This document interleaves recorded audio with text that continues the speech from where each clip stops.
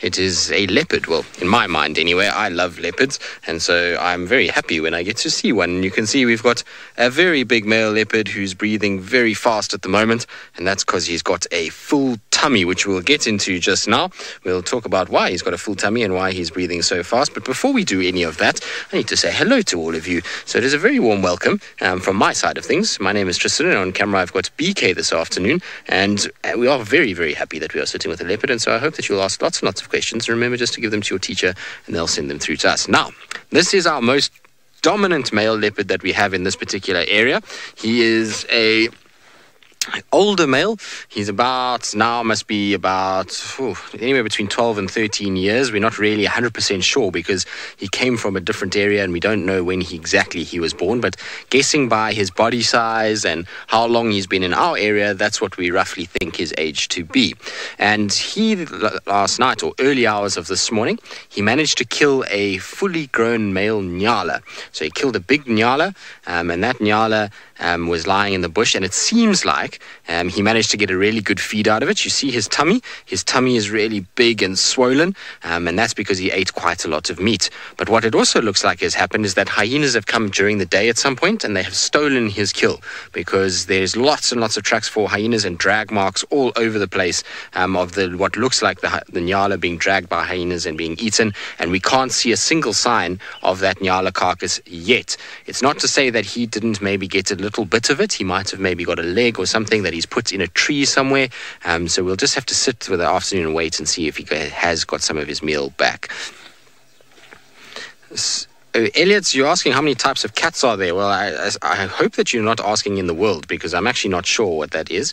But here in South Africa, we have big cats and small cats, which are separated. They're not actually a part of the same family. So big cats are cats that are able to roar. And here we have two of those. So we have a leopard and lion. Those are your roaring cats. And then you have the felines, which is basically cheetah, caracal, serval, black-footed cat, not so much in this park, but in South Africa. I'm just trying to think what else am I missing. Those would be them. So we've got 6 cats that we can put, and African wild cats, so 7 cats actually that we can see in this particular, or 6 in this particular park, and 7 within a South African system. I might be missing 1 or 2, but within the world, I'm not sure. There are lots and lots and lots of cats in the world. There's all kinds of leopard species, jungle cats, ocelots, leopards, jaguars, lions, tigers. There's all kinds of mountain lions. So, there's many, many different species. I'm just not sure how many it is worldwide. But in this particular park, there's probably 6 of them that you could potentially see.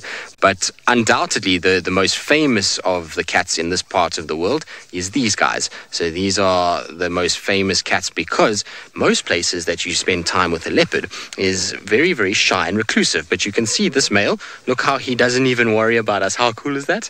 You can see he's just going to walk straight past the front of the car. He doesn't care at all. And so it's one of the best places in the world to be able to see leopards. And lots of people travel from all over the world to come and see the leopards here just because they're not as shy and not as skittish and not as difficult to find as maybe some other parts of the world. So we're very fortunate that we get to see leopards like this, and there's no better example of a leopard than a big male leopard like this. Now, he might be going towards where his kill is. I'm not sure if he's going to go and maybe eat off it, but let's try and see if we can just catch up with him and see where he goes.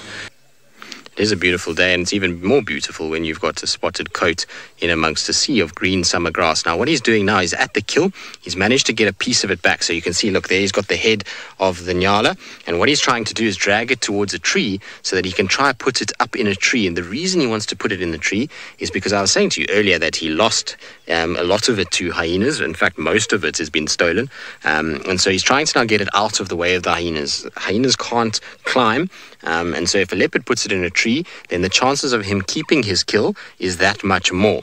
And so what he'll try to do is he'll try grab the animal by its neck, and then he'll try put it between his legs, jump onto that tree, and then use all his power that he's got and try and pull it up the tree and then hang it over a branch somewhere that is out of the way. And you see, look how he's looking now. He's trying to work out how is he going to get it up into the tree and how is he going to be able to hang it so that it doesn't fall down. But it's going to take a serious amount of power to lift an animal of that size. You can see, look at the size of the horns of that nyala in relation to the size of him. It really is a very, very, very big animal, and he's got a lot of work to do to try and get that up into the tree. And ultimately, it's going to be even difficult at this size. So Zoe, every leopard has a different amount of spots. None of them have the same. They all have kind of different spot patterns, and so it's difficult to know how many spots a leopard has. You can, like I say, every leopard will be completely different, but the answer to that is lots. They have, as you can see, a very spotty coat, but there's no sort of limit. Some will have more, some will have less, and I've never really counted a leopard's spots, because for that you would have to ask the leopard to roll around and to be able to sit still for long enough that you can be able to count every single little one of those spots. It would take you an awfully long time. Also, a leopard is not really going to do those things for you. It's going to probably say to you, no, I don't want to roll around. I want to do whatever I want to do. And you're not going to argue with an animal that's got big teeth and claws. Now, what he's doing at the moment is he's starting to eat a little bit, even though his tummy is so full. He's trying to eat a little bit off the carcass to try and lighten the carcass. So the lighter it is, the easier it will be to take it up.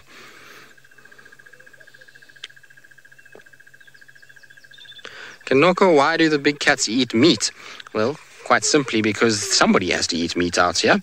If there wasn't cats to eat meat, there would be an overpopulation of things like nyalas and impalas and kudu, like Steve showed you. And look at that camouflage. You see how that leopard just disappears when he puts his head down? Amazing. But there would be too many of those animals, and they would eat all the grasses and all the leaves, and that would be very, very bad for all of us, because essentially grasses and leaves of trees help for us to all live and survive, because they produce oxygen for us, and without them we would not be able to live. So there has to be some animals that eat meat. As to why cats only eat meat, well, cats have just evolved to be able to be predators. They've got sharp teeth, sharp claws. Their digestive system is one that is able to process high amounts of protein as opposed to vegetation. And so there needs to be predators in this world. Otherwise, like I say, we would be overpopulated with everything else, and the system wouldn't survive. Everything out here is in an equilibrium, which basically means a balance. And so if one is too many of one and not enough of others, then it's a big problem. So everything needs to be at a certain limit, otherwise the whole ecosystem can collapse.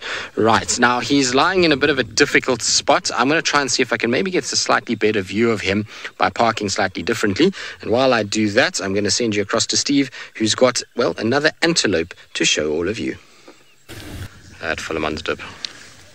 Right, now we're still sitting with Tingana at the moment, and he's kind of in two minds. He wants to try and eat, but he also wants to try and get this carcass up into the tree, because he knows it's getting later in the day now, and hyenas are going to be more active at night than they are during the day. And if they've already been here once today, well, the word will get around, and those hyenas will have digested a bit, and they'll try come again. So look, he's going to try and drag it, but you see how big it is. It's so heavy for him that even though he's such a strong, powerful cat, he's trying to work out how is he going to get this into this tree. He's working out, does he have the strength to be able to pull it up?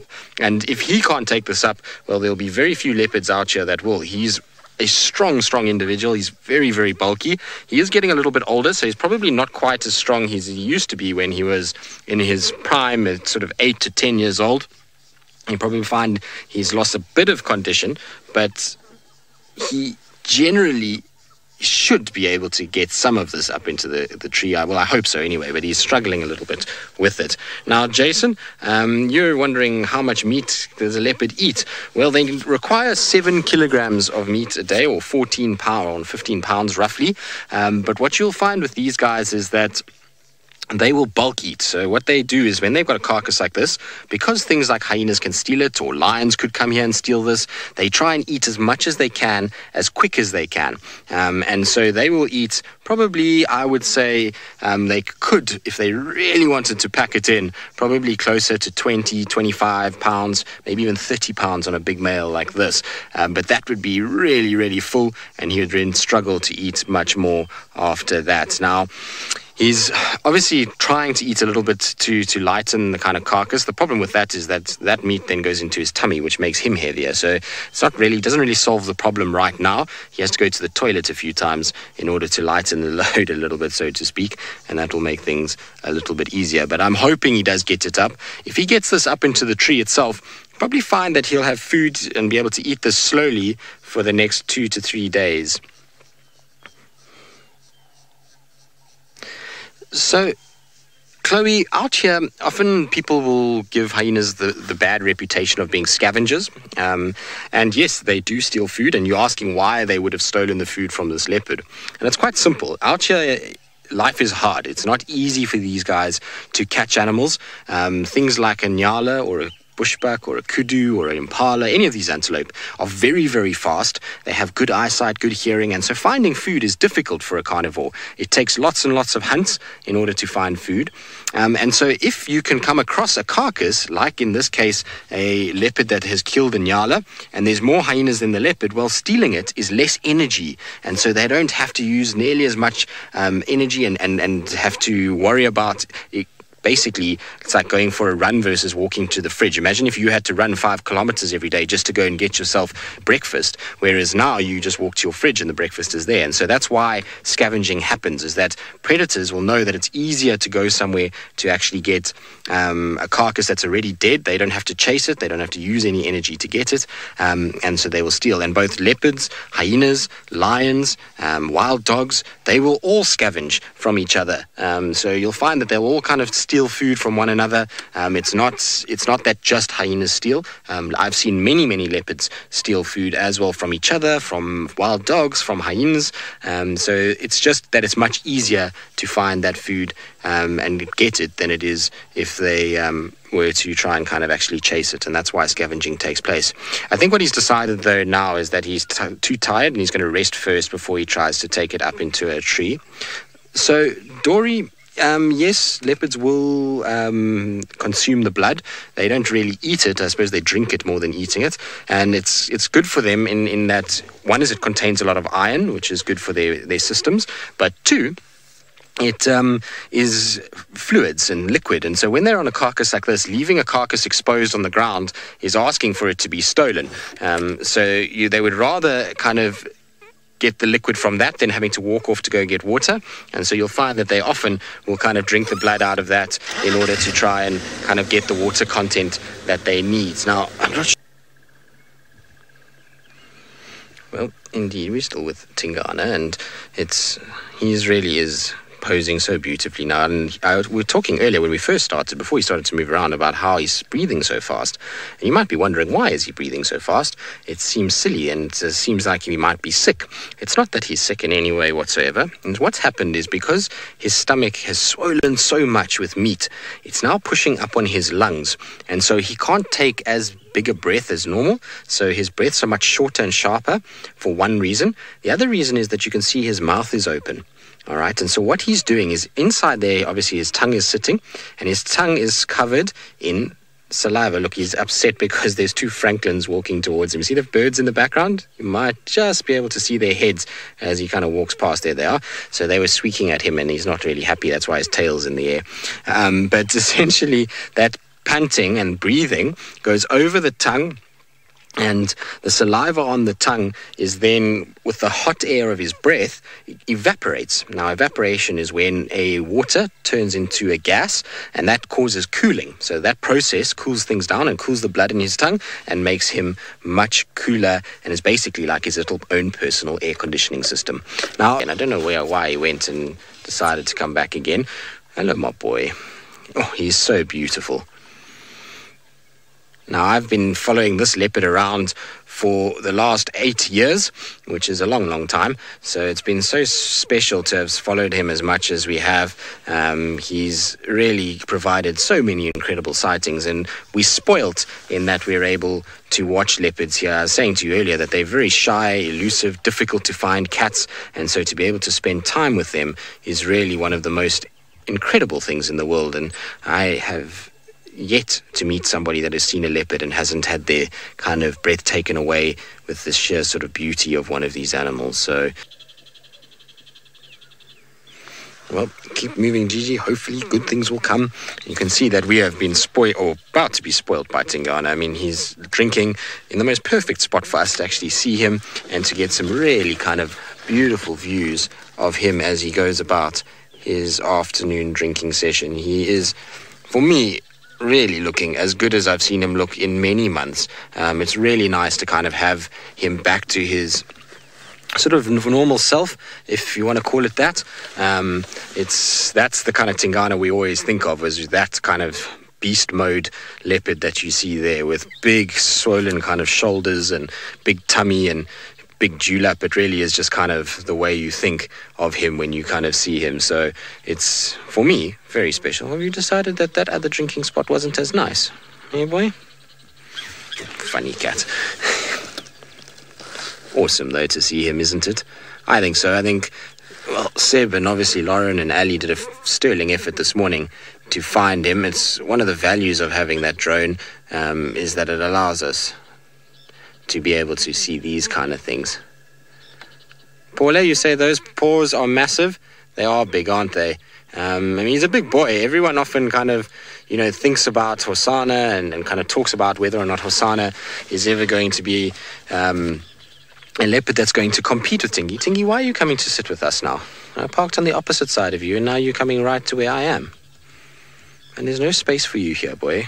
I didn't think you would come this side after you drank. I'm sorry. I can actually hear him breathing. I'm just going to keep quiet quickly. I don't know if you guys can hear him breathing. It's amazing. You can hear him actually kind of breathing while he walked past us. Incredible. Now, PC Black, you say you're surprised that he has room inside that stomach for water. Yes, I think so. We all are. He is full. But it's needed. I mean, they dehydrate quite a bit when they pant as much as they do. Luckily, today hasn't been all that hot. I mean, we had horrible weather this morning, and I mean, the teams that braved this morning's foul miserableness really did a good job. Why are you drinking out of that, man? Maybe this one doesn't taste nice. Maybe this one has got too much algae in it or something like that. It has gone a bit green with blue-green algae, and so that's maybe why he's decided that he doesn't want to drink. I just don't want to go too far back because obviously he's right behind me drinking, so I've got to do about 50-point turn now. Tingy.